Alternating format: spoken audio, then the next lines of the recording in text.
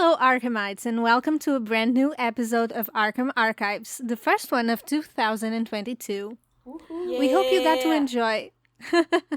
We hope you got to enjoy this holiday season just as much as we did, and that the wait for Batwoman's Trust Destiny wasn't all that bad. As always, my name is Inês, and I'm very pleased to be kicking off this new year as the host for today's episode. Joining me are my absolute favorite inmates, Anna and Fran. Hey, ladies! Hello. Before we start digging into all the juiciness from Batwoman's mid-season premiere, I'd like to ask, how have you guys been doing since our last episode? Any life updates you want to share? Well, Anna? I knew I was going first here. I'm in quarantine right now, so that's fun. But I was yeah, thinking about your job, not the quarantine bit. yeah. Same. Right now, I'm just everything. The quarantine took over everything basically. But yeah, I got a new job, and that's very fun. And I'm gonna be neighbors with Ines, which is really Yeah. fun. I'm jealous. Yes. So there might be recordings in person very soon, at least for me and Hell Ines. yeah. But yeah, I have to be in lockdown until next Wednesday, so that's fun. But I'm healthy. I don't have anything, so that's good. Yeah, that's Yeah. what matters. And that's all for me. What about you, Fran? Yeah, on my end, I've just been traveling a little bit. I went to Finland for a week. I went to Madrid. And then I just went to south of Portugal for New Year's, and that was it because I do not have a job. But at least you travel. So. Yeah, that's what I do. I mean, yeah, you don't have a job, but at least you have a life, you know? Yeah. So true. It's like you're looking for a job every day, and then you get the job and you're like, damn it. Exactly. I have no energy now. It's like I just end up today and I just eat dinner and that's it. I haven't Yeah. even been watching TV a lot. So I love having a job, but I'm kind of jealous at the same time. At least you get to unwind with a podcast a little bit. Yeah, I missed this a lot. Yeah, me too. Oh, me too. Inês, what's new with you? Yeah. I mean, I haven't been doing much, honestly. I've been enjoying our little break, even though I'm working. But yeah, I'm procrastinating a bunch of shows. I've also watched a bunch of shows during the break, so like it's 50-50 on the... Dickinson. Ah, Yeah, I'm don't- delaying I don't that. want to be shamed by not watching. I'm gonna I mean, finish I it. only have... Yeah, I only have the season finale left, and I think my reason for procrastinating that is quite good. Like, I don't want the show to end, but I'm Yeah. gonna get to it eventually and, just rip off that band-aid, I guess. We're just waiting for Anna Um, to catch up so we can watch it all together. Yeah. Exactly. I will, guys. I will. What else? I mean, I haven't watched Javicia's episode in The Flash yet, Oh yeah, which is an L on my end. I was going to ask you about it the other day because I Yeah, I didn't haven't either. watched it yet. Aw. I watched her scenes on YouTube, but I need the context of the episode to understand what the hell is going on there. Yeah. Yeah, we got and future Wildmore, right? Hell yeah. Yes, we did. Wildmore Endgame. It's confirmed. Hell yeah. But yeah, that's about it. I mean, I got all those DC books also for Christmas and Yeah, you did Comic Con. mini. You were at Comic Con. Oh yeah, I forgot that was after we finished. I forgot that was after we finished filming the podcast. Look, it's been too long. A lot happened. Exactly. A lot has happened, but yeah, I was at Comic-Con. It was a wild ride because for the first day, my COVID test didn't come back in time, so I had to miss it. Then I went to second day. Then on the third day, I ended up in the hospital, but then I still made it back God, to yeah. the last day. Yes, yes. So that was a trip. But yeah, at Comic Con, I got a couple of DC books. Then I got another one for Christmas. I got a mini Lego Batwoman for Christmas also. Oh. So great stuff overall. Well, that's enough about us, though. After all, we all know Yes. what you're here for, and we're just dying to gush It's about not this us. episode. Exactly, not us. So, before we get into it, make sure to follow us on social media if you haven't yet, because we just love to hear from you. After all, we can be the ones doing all the talking, am I right? Uh, you can find us on Instagram and Twitter at Arkham_Archives. That's Arkham_Archives, or on YouTube as Arkham Archives Podcast. Besides Spotify and Apple Podcasts, we're also available on several other streaming platforms, and we'd highly appreciate it if you could take a moment after this episode is over to leave a review and rate us if you're willing. If you're listening to us on Spotify, we also like to run polls every now and again, so keep an eye on it and participate if you want to. Without any further ado, let's get chatting.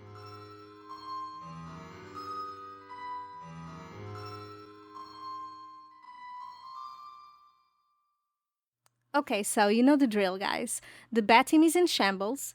Ryan's got more family issues than a closeted teen at Christmas dinner. Luke keeps second guessing himself, and Mary's gone through one hell of a makeover, but hey, at least her relationship with Alice is going places. Speaking of Alice, though, she's been seeing things, like literally seeing things, while Sophie's joined the team and has been yearning for Ryan ever since. All in all, that's what you missed in the first half of Batwoman's third and, in my opinion, best season so far. And that's about where we're at when we head into Trust Destiny, an episode that sees Mary and Alice's bond continue to blossom as Ryan, Luke, and Sophie desperately try to put a stop to the duo before Mary does something she can't come back from. This leads them to take up Montoya's dangerous proposition as to how to put a stop to this new version of Poison Ivy, which then takes us through a heartbreaking trip down the ex-detective's memory lane. Meanwhile, an increasingly unhinged Marquis throws a flashy masquerade party at the Wayne Tower, attracting the attention of all our characters. Well, girls, I don't know about you, but I feel like my invite to this party kinda got lost in the mail. Before we dig into the specifics of this episode, though, what were your overall thoughts about this episode? Did it pass the vibe check? Oh, I think it 100% passed the vibe check. I enjoyed it a lot. It reminded me a lot of season one Batwoman with all the party scenes. And I remember that when I was watching with you, Ines, on season one, and every time there were so many party scenes that you sent that gif with the with the cat dancing, and it just reminded me of those scenes. But I think they did a great job with mixing that fun party scene that we're used to with all the tension and heartbreak that we are also used to with this show. Yeah. Yeah, and just overall, I think the pacing was fantastic right until that end twist. That was, yeah, we're gonna talk about it later.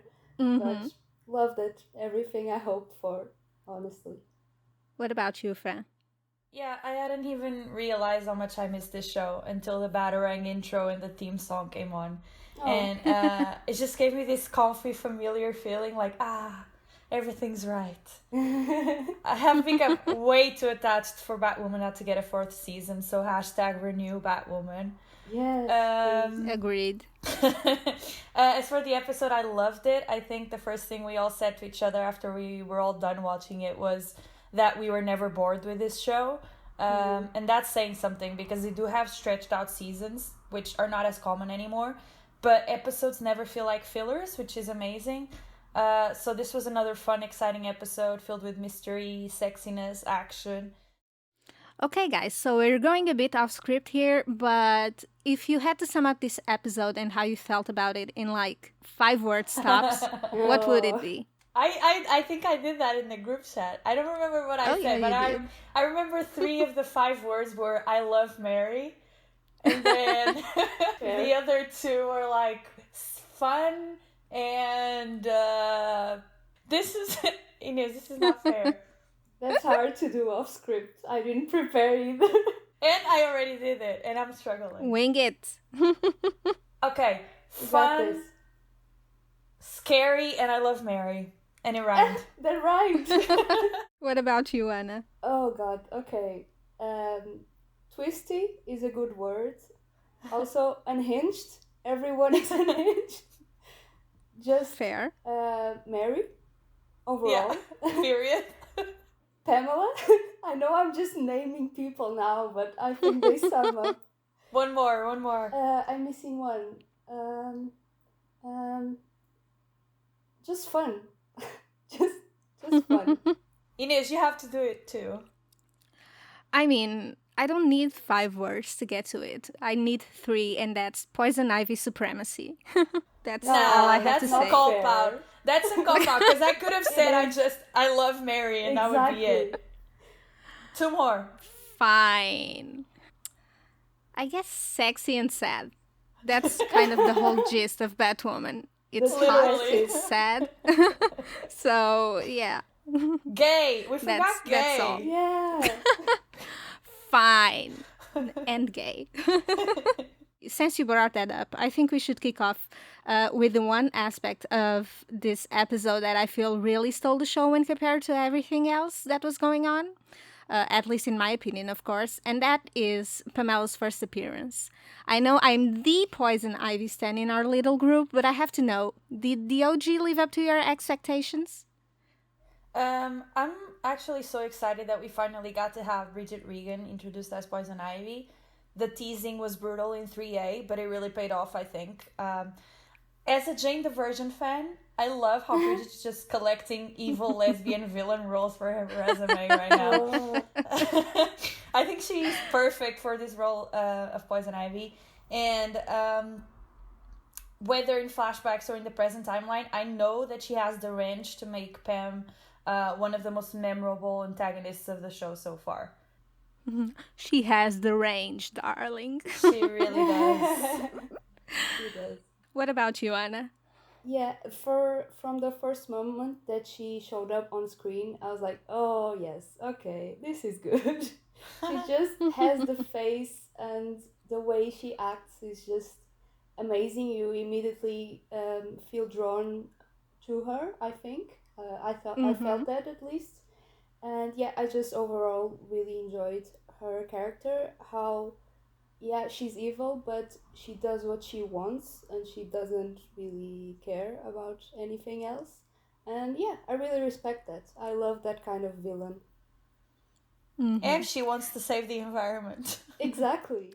Yeah, but I really agree with you that she really stood out in this episode and kind of obfuscated the rest, but in a very good way, because it's like Fran was saying, like we spent the entirety of 3A building up to this not reveal, but to this appearance. And I really liked that the writers allowed for enough scenes of the character that we'd immediately get invested in.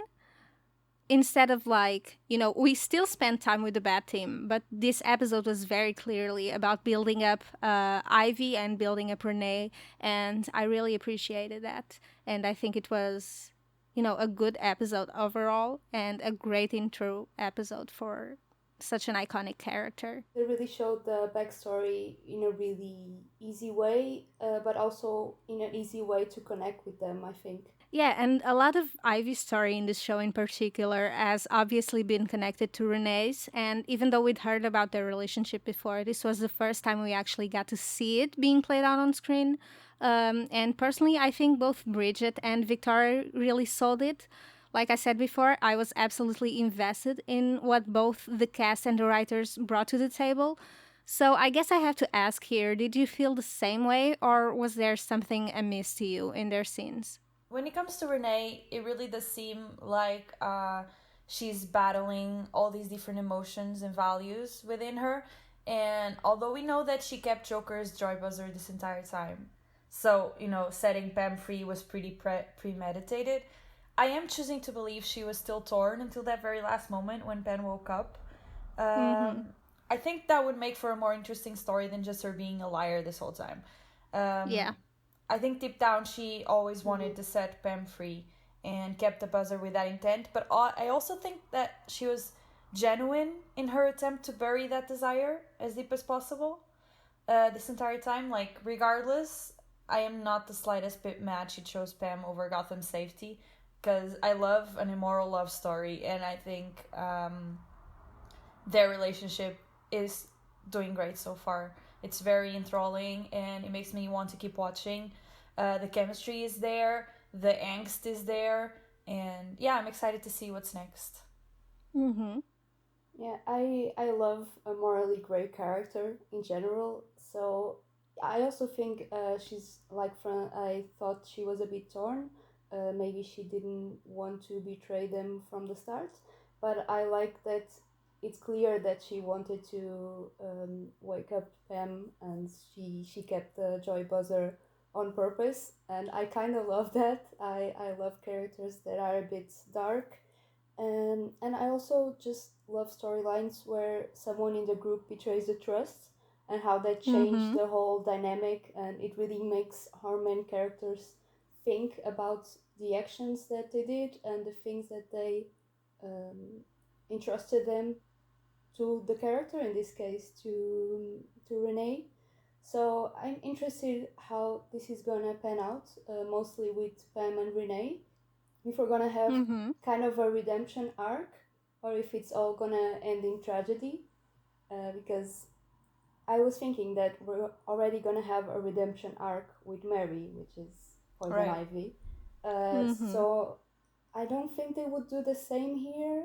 I don't know. I'm interested to see what is gonna happen with them. I don't know. Mm-hmm. Yeah, I want to mention that um, I've been paying attention to Victoria and Bridget on social media, especially during and after the episode. And I think, like what you were talking about with Renee being a morally gray character at this point, I think the actress and the writers really understand and value that about the character, in that they've shown a great understanding of the source material and what they want to do with it. I mean, Bridget improvised some of Ivy's lines in this episode. Um, I think the "that's a flower you just killed" or something like that was one of those lines. And Victoria even mentioned that she'd like to see Renee, her character, evolve into the Question, who is like, how do I put it? It's like not really a hero. I mean, it's basically the same as Renee, but like with a superhero name, you know? It's a Okay. character that doesn't really trust authority and, fights crime in their own way. So a vigilante type of character. But yeah, just the actors showing that they read the comics and that they want Mm-hmm. these things for their characters, it makes me very happy and Yeah. very enthused to see them keep going.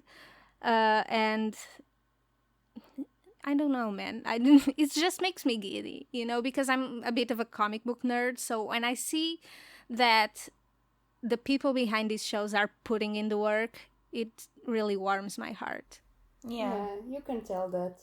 Following what you were saying, though, even though I always believed that Renee was using the Bat Team to get to Ivy, I never actually thought that she was secretly keeping Joker's Joy Buzzer away Hmm. from them in order to keep the search going. So I guess, Fran, you weren't shocked by this reveal? Um, I mean, I wasn't totally shocked, but it was still a twist. Yeah. What Yeah, about you, Anna? yeah, the same thing. I didn't know what was going to happen, but I think we actually talked about this before, that Renee must have some secret or something that will make her arc this season. So I was kind of expecting it, but I was still surprised, which is my favorite kind of thing when I watch these shows. So I was happy. Yeah, I mean, the minute that Sophie left Renee, I knew Yes, obviously that Renee was gonna cave, same. and Mm-hmm. she was going to wake up Pam, and they were gonna run off together. I just didn't expect that she had been planning to do that from the get-go. Yeah, all along. Yeah. Yeah. Um, Yeah, and I have to say, I did see that final twist coming. Like you said, especially when Sophie and Ryan left her alone there. Like, Oh what yeah, I were knew. they thinking? I knew that. um, but it was clear that Renee had ulterior motives ever since we learned about her involvement with Pamela. So the twist didn't exactly come off as a surprise to me, but yeah, it's like you said, we are still shocked despite not being surprised, you know? Yeah.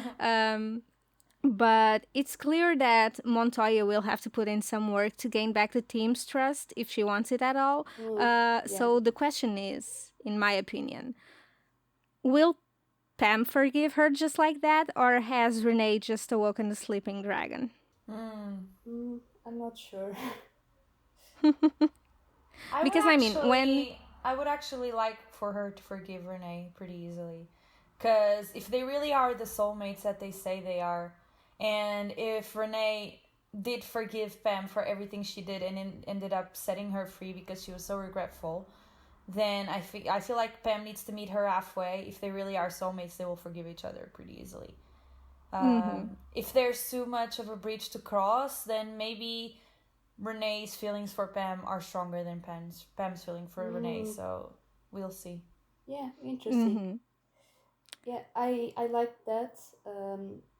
I hope they. I'm also kind of hoping they forgive each other, but also I don't want Renee to be back with the team, with the bad team. I want them to Mm-hmm. go rogue and be kind of villains together again. Hell yeah. Season Because 3 is the season of the villain. Yes. yes, I'm always up for the villains, so I wouldn't like them to just. And I don't think the bad team would welcome them back like that at all.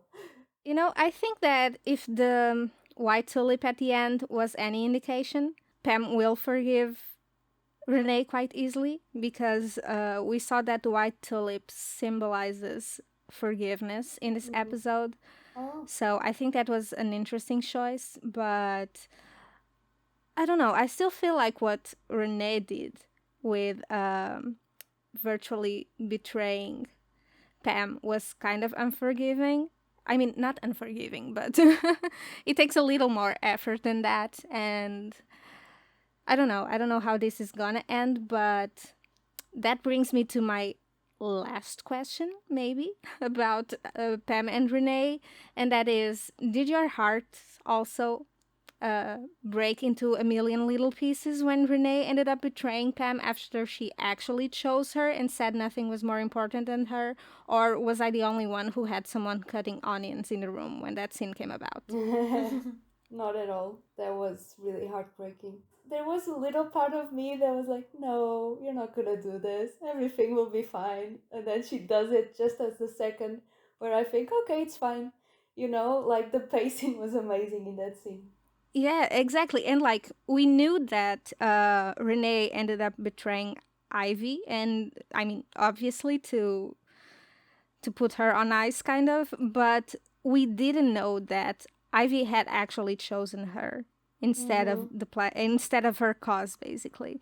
And I Yeah. guess that's what really did it for me, because in the end, Ivy chose Renee, but Renee didn't choose Ivy, and Mm-hmm. that was kind of fucked up and made me pretty I mean, sad. And I don't think we she chose Renee. She said, "You're the most important thing," but you need to trust me that I'm doing what I think is right. So she wasn't gonna stop for Renee, and that's what made Renee realize, okay, she's never gonna stop. Even Yeah. for me, she's never gonna stop.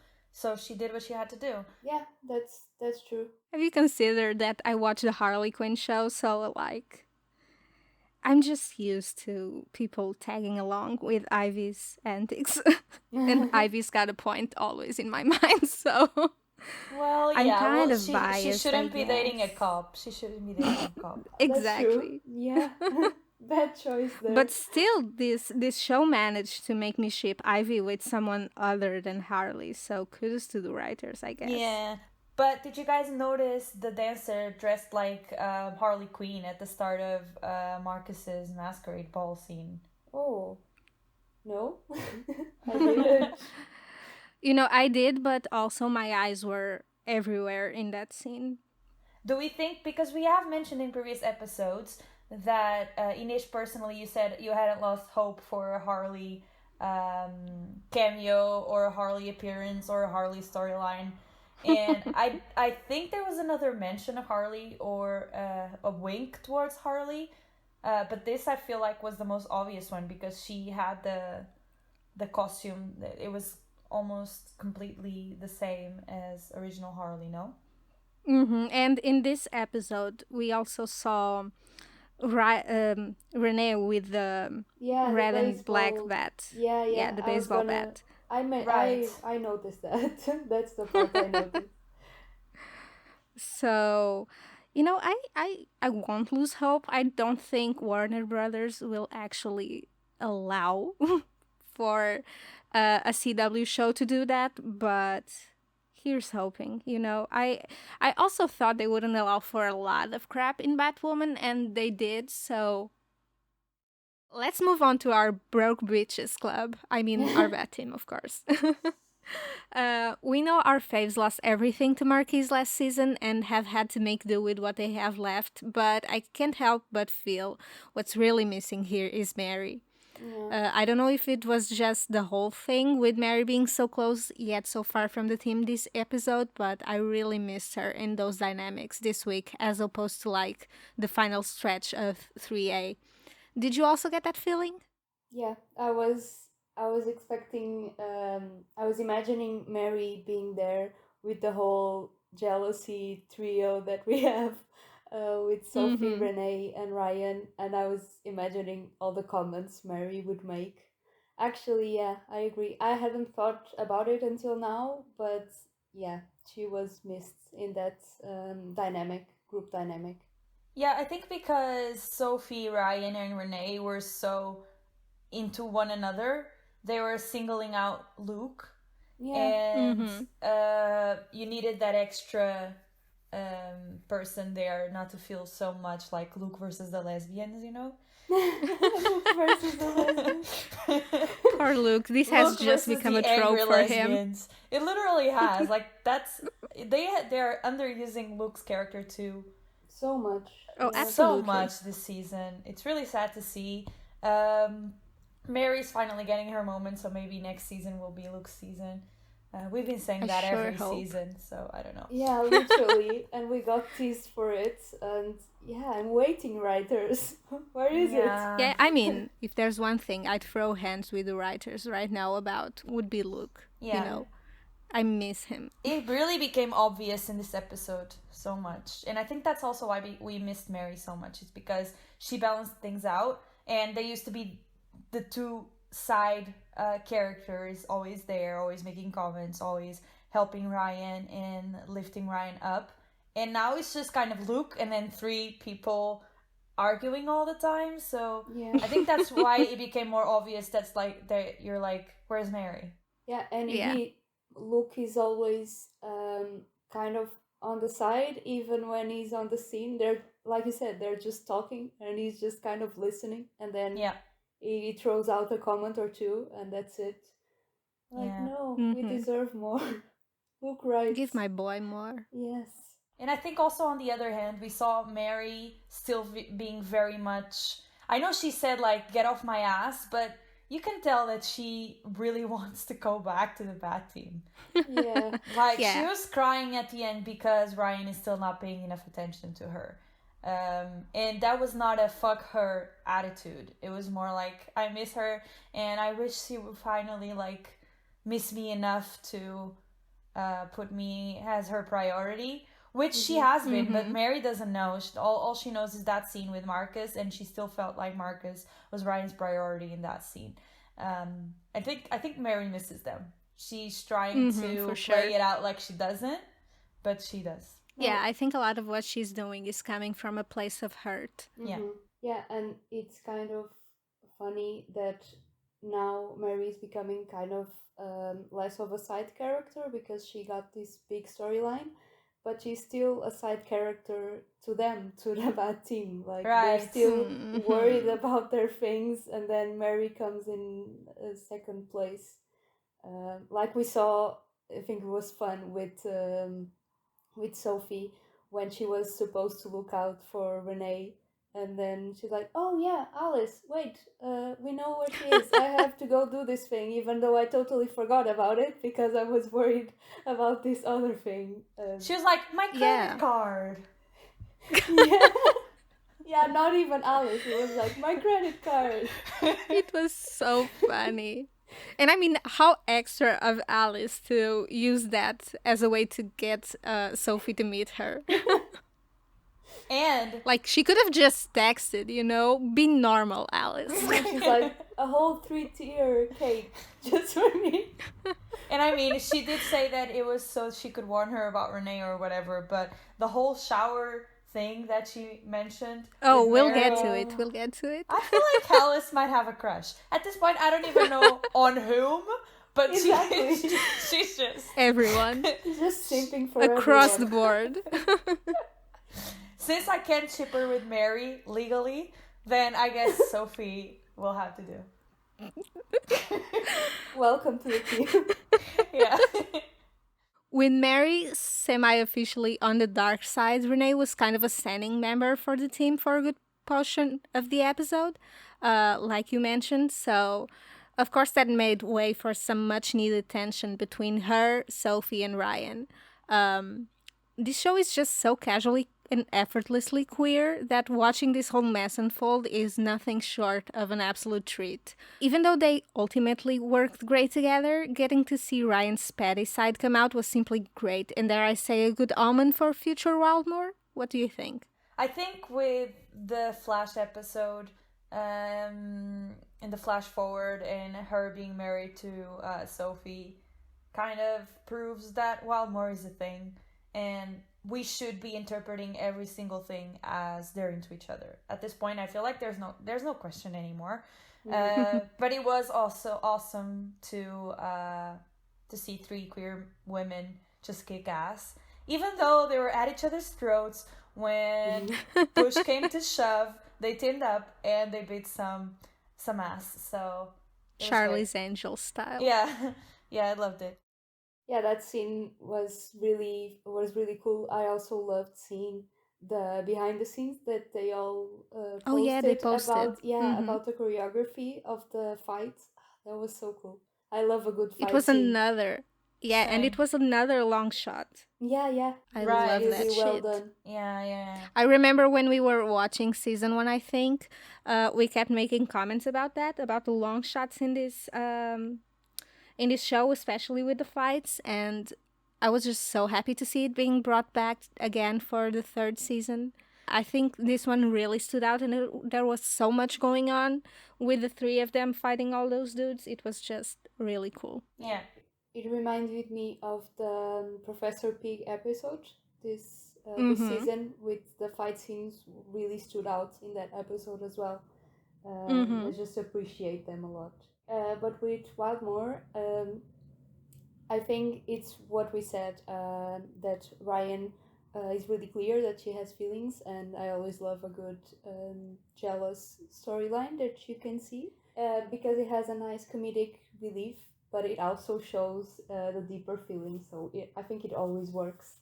But I also like that Sophie is kind of, she's siding with Renee against Ryan sometimes, like when she said, well, she's not wrong, when Renee, I don't know if you remember, when she was accusing Ryan of blindly trusting Marcus at the beginning. And I always like that, Sophie likes her, but she's always challenging her, Right. and making her see other points of views. And I really always appreciate that part. And she was right, like they were right to tell her that she shouldn't trust Marcus, because that was a dumb decision. But I really like that balance of the fun parts, but also they keep it really real, I think. Yeah, and they feel like they took us back to when they didn't really like each other. Like, the comments and the back and forth between them were bringing me back to season 2. And I know I love character continuity and development, but it's cool to see that it's not just, linear. Yeah, it's Smooth not ride. linear. Yeah, it's not a smooth ride, and you get the all the dynamics that Wildmore contains. You know, they come and they go, and they come and they go. So it's cool that they didn't just forget that they didn't really used to like each other. So obviously, when they're mad at each other, that's gonna come back, and I think it works great. But now I think it comes from a place of I care about you, so you're being dumb. Yeah, Not just I hate you, so I'm gonna Yeah. say these things to hurt you, which is nice. yeah, exactly. You see the little differences, and it's really cool. All right, back to the masquerade party. Is Marquis getting more and more deranged, or is that just me? Like, I get it, dude. We live in a society. So true of Marcus. Well, he is trying to be the Joker, so that's their whole thing. Like, they cannot get past the fact that they're too enlightened for the real world, and the real world just doesn't understand them because they're different. But they're the ones who really see the truth. That's Joker's whole gist. Like, they cannot do anything else. And yeah, I love the Joker. Can you tell? Nothing but Joker stands in this house. So true. We should do Yeah. a whole episode about your thoughts on seeing the Joker movie. Arkham Archives Joker movie special episode. Who wants it? But it's like I said before in the podcast, it's great to have a villain just be completely obnoxious. Like, it doesn't always have to be an Alice where you're like, she's my baby. Sometimes you just need a character. You're just like, please go F yourself. You know what I mean? So, Yeah. and he's doing a great job at being obnoxious. So, Yeah, it just annoys me more and more each episode, but that's Yeah. the point. So exactly, he's yeah. doing a great job. He really is a villain that we love to hate. And like you said, I think Nick is doing a phenomenal job with the Yeah. character. And it's a very fresh take on the Joker. Surprisingly, though, nothing made me dislike him more in this episode than when he was dancing with Mary. Call it jealousy or overall protectiveness, but I was not with it. And neither was Luke, by the way. Oh, Yes. yeah, as he should. There was crumbs of Amil Fox this episode. Yeah. We do not go past the crumbs, huh? Yeah, It's always crumbs. sadly. I mean, come on, we had some nice development in 3A. Too bad that Luke fucked it all up. It was like one episode Yeah. and it was gone. But it was so nice, though. I lost my shit, you know this, but ever since then it's just like a whole desert for me. And Yeah, you did lose your shit, though. Like, we can go watch the tapes. Literally, bring it back. it's on tape, it's recorded. But yeah, I'll take my crumbs, I guess. Yeah, same. That's what I felt as well. It's like, okay, I'll take this, but I want more. I kept hoping for him to just go there, you know? I keep hoping for Luke to just lose his cool and punch a guy. Kind of like he should've did, So happened in this episode. Right, There like, was so like much potential there for really like seeing red Luke. Yeah, they teased Yeah. it, but then nothing happened, and it was Yeah. a bit anticlimactic. Because Mary was Yeah, I literally mean- in the hands of like a psychopath, and we were protective. So So no one was Luke, there. Yeah, except Luke Luke. should have been like, he should have been seeing red. He should have been like, I'm gonna F this guy up. He needs to take his hands off my girl. yeah, and I mean, we kind of saw that side to Luke in the previous season, especially in that episode where Diggle came on. So like he has it yeah. in him. He has it in him to lose his cool and do some reckless shit. So Yeah. I kept hoping and hoping that this episode would bring that about, especially with how much they showed like Mary making eye contact with him while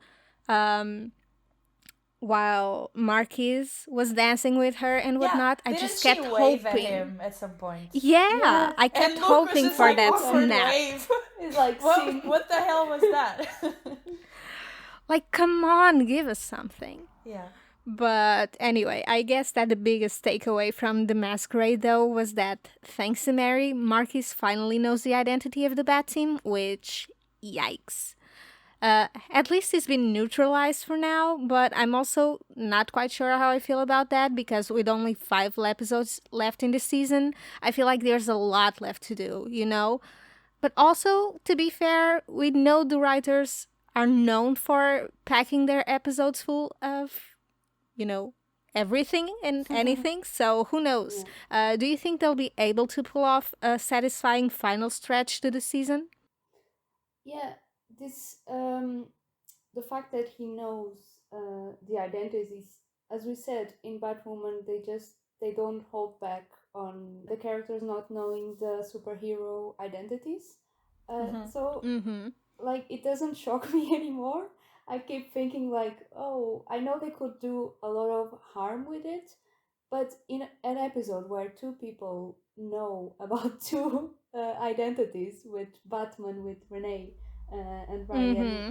like what's the point? Like it doesn't really affect me anymore. I know he could reveal who she is to the world, but what would that do exactly?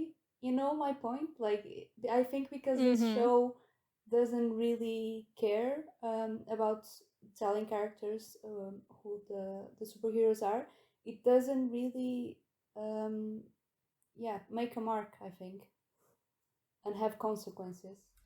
I don't know about that, but as far as what awaits us for the next 5 episodes, I think we're not going to be done with Marcus's character just yet. Oh, absolutely. If we get a fourth season, hashtag renew Batwoman. I think he's gonna stay in the show, which I would love to see. I think there's still a lot more that can be done with him. I feel like he can be a continuous villain like Alice, Mhm. Mm-hmm. or maybe he'll come back to life like right next episode. We never know about Woman. Sometimes we think, oh, they're gonna drag this out, and then it just happens.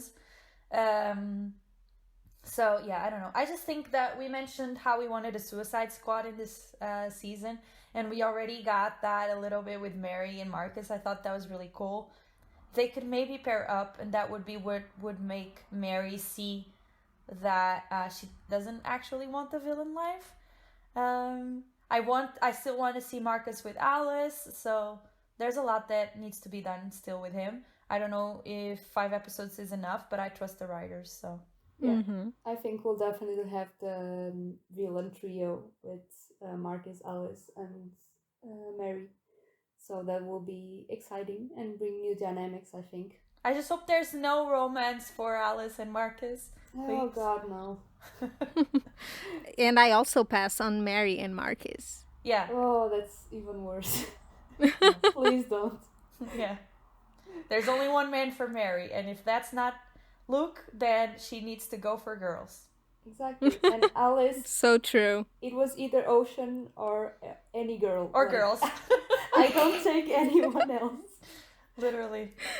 So let's get back to Mary the Hamilton. I don't know what it is about Nicole this season, but I just cannot take my eyes off of her whenever she's on screen. Same. Always.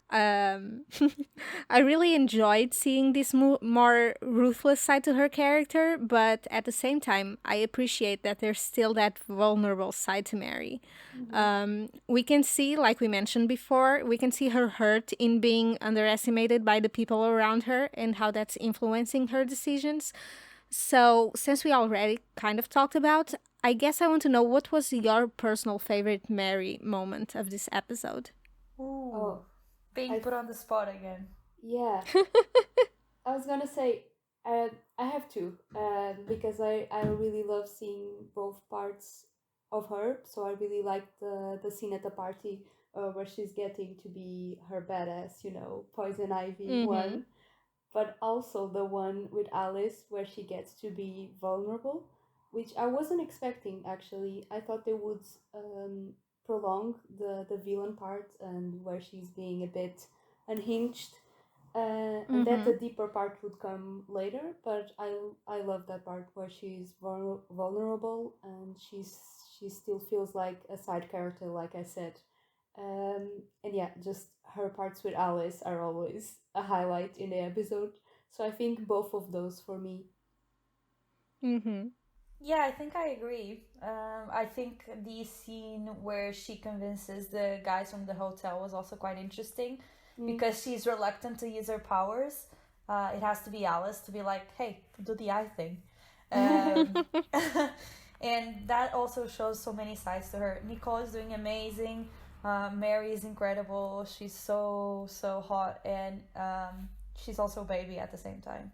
She really is shaping up to be, with this Poison Ivy storyline, one of my favorite TV characters of all time. I'm just gonna put it out there. Oh, Oh, interesting. I like the sound of that. love that. If there's one thing I think we can all agree on, that has got to be our love for Alice and Mary's bond growing stronger ever since Mary turned into Poison Ivy.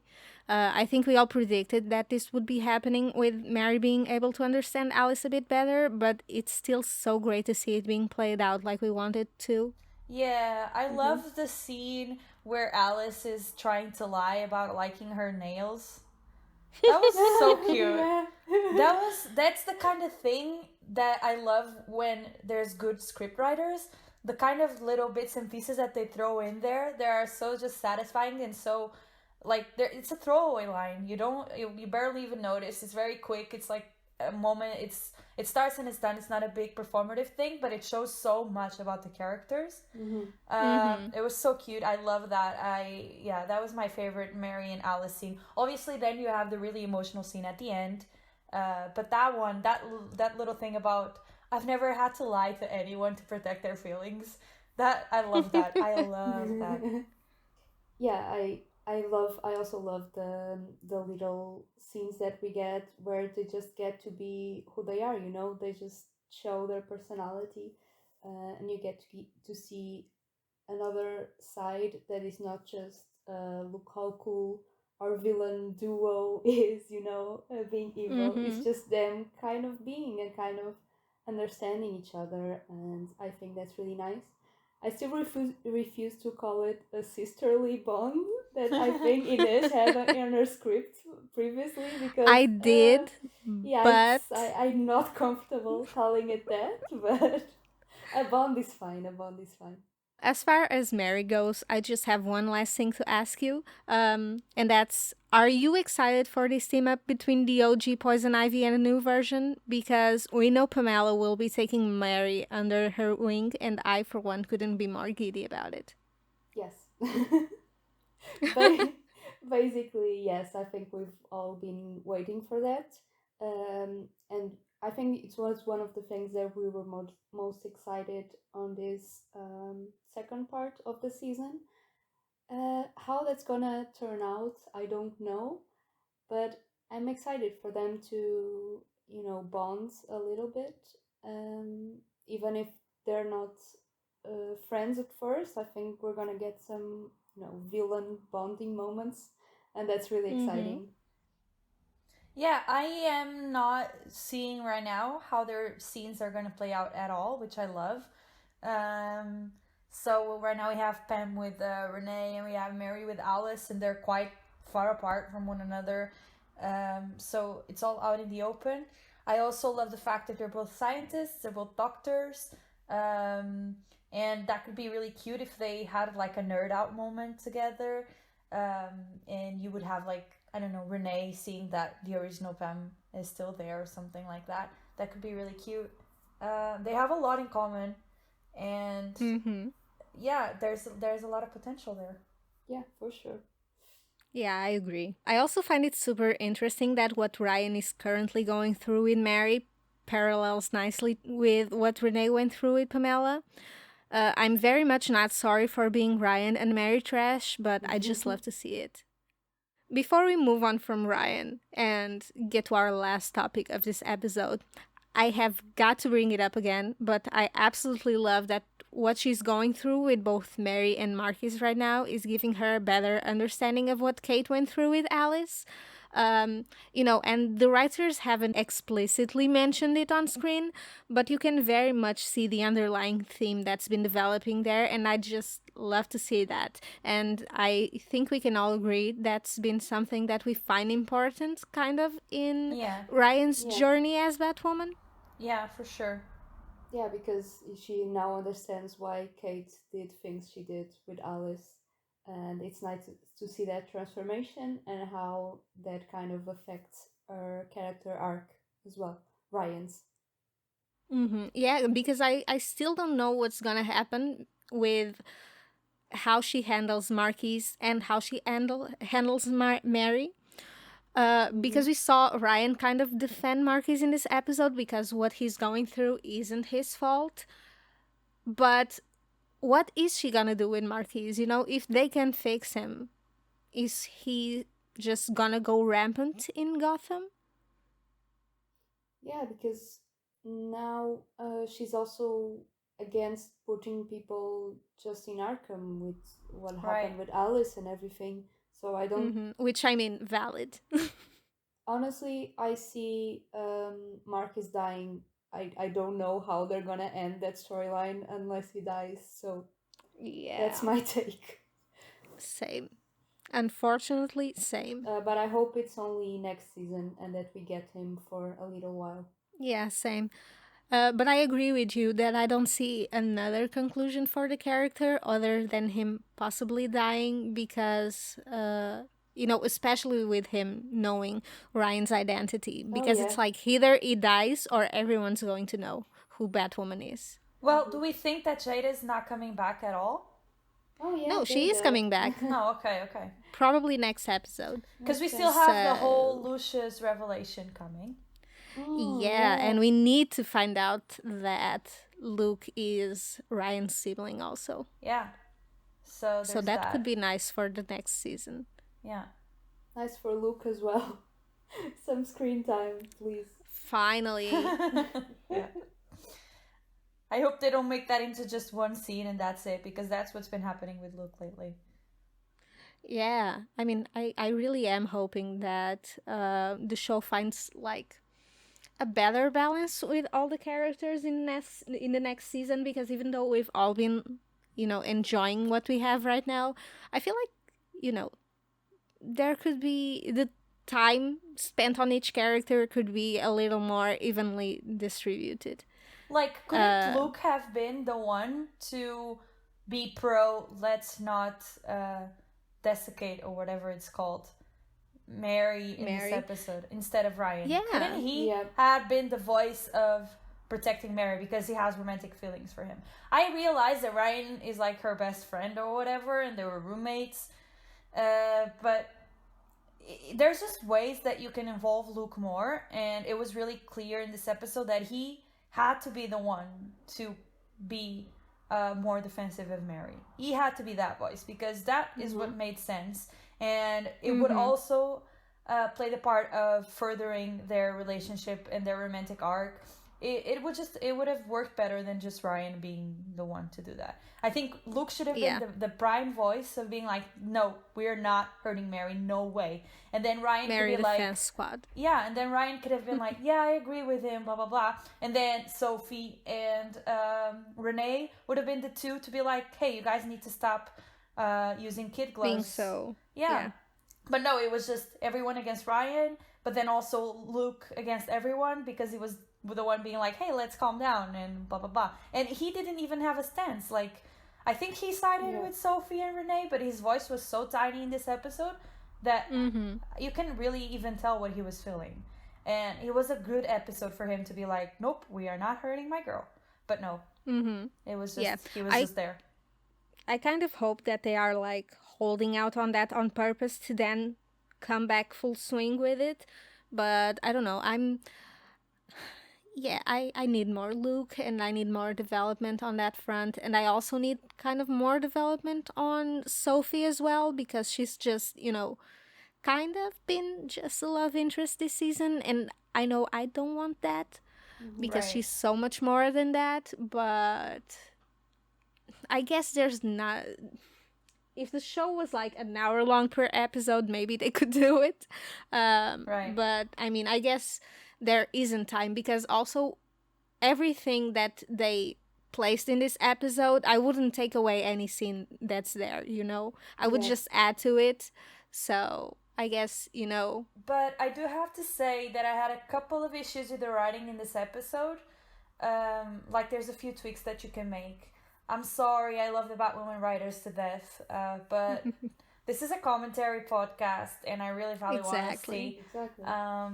I think my first issue was with the expository scene when they were all just vomiting information about the serum. Um, it's I think it's a bit of a recurring issue with Batwoman and honestly just most superhero or detective types of shows. So that one is easier to overlook. I just thought that this episode took it a little bit too far. I had to watch the scene twice to get everything. And I feel like there's ways around that you can do. Uh, but also, I think there were a lot of things that were done for plot reasons in this episode. We've already talked about Sophie leaving Renee alone with Pam. Like she's not an experienced special agent. Like she would just leave her there, knowing full well what being in love with the person who's not, what being in love with a person could do to you. She would have for sure thought of something else if the plot didn't need Renee to end up alone with Pam. Yeah. And then obviously the masquerade thing with Ryan's bad French again, and the masks, and somehow they're unrecognizable all of a sudden. Yeah. She was like straight up in front of Marquis, and he was still like, Pamela, haha. I mean, this happens all the times with shows as well, so it's not the worst thing ever, but it could have been better. But, it was a really good episode regardless. It's just those little things for me could have been polished a little bit. Yeah, I get what you mean. It was an episode that had a lot of character in service of the plot instead of plot in service of the character. Right. So, yeah, I also don't really appreciate that. But, yeah, it wasn't my favorite episode so far of Batwoman, but also not my least favorite by any means. So, they get to have their off days sometimes. Because I it guess. wasn't Kate. I bet all your worst episodes are like Kate episodes, but okay.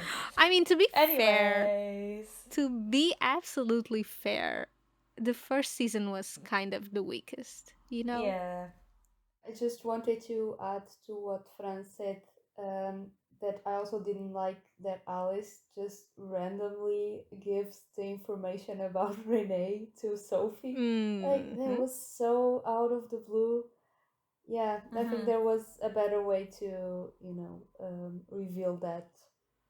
Yeah, not and I mean, why would Alice do that? Yeah, I don't know because we know she's kind of ambiguous with helping the Bat team and whatnot, but why this moment? Like, it was just for plot reasons. I think there could have been a better way to, show that Renee um, was betraying them without being so obvious, putting a character that is away. She's not even with the Bat team, just randomly revealing that information. It would have made more sense if she was doing it kind of to protect Mary, but I feel like even though their relationship has definitely evolved a bit, I don't think we are at that point yet where Alice cares enough about Mary to like get the Bat team involved to get her back to normal, I don't think the show has shown that enough. Oh no, she wants Mary to stay. She wants Mary to stay evil because she's not alone anymore, and that's the only thing she's ever wanted. Yeah, exactly. I mean, that's exactly what I'm saying. Like this whole thing with her revealing the truth about Renee having the joy buzzer and whatnot would make more sense if she legitimately wanted to help the Bat team, which she doesn't. So, yeah. Okay, guys, I know you've been waiting for it, and you kind of talked a bit about it in the beginning, but I'm not one to disappoint, and I want to end this episode on a very high note, so those Sophie scrums, I'm living for them. Yes, they were so fun. I just have one comment about them. It was that they first mentioned the kinky thing when they first see each other, and then Alice mentioned Sophie handcuffing her to a bed. And I mean, can you imagine the Alice's comments in that situation? I think we were robbed of that scene. I would have loved to see that scene. Oh, God. I think Rachel and Megan are doing the most, honestly. they love playing that so much, and you can just tell. Okay, guys, lastly, is there anything else you want to add to today's episode? Yeah, just when Alice says her visions went away with Mary, I thought that was a bit strange. Like, was that mention just thrown out there because we will return to that subject later, or I'm a bit confused why that is. But I keep hoping that we get deeper in that subject and nothing is happening. So, what do you Mm-hmm. think? I think it's a little bit about Mary keeping her busy and mostly keeping her anchored. It's obvious that Mm-hmm. Mary is giving Alice, on an emotional point of view, something that she's wanted for so long, which is just a companion and someone who understands her, who laughs with her, who paints her nails or whatever. And I think that does miracles for someone's mental health. So I think it might just be it. It might just be them saying, Alice really is loving Mary's company and it's helping her so much.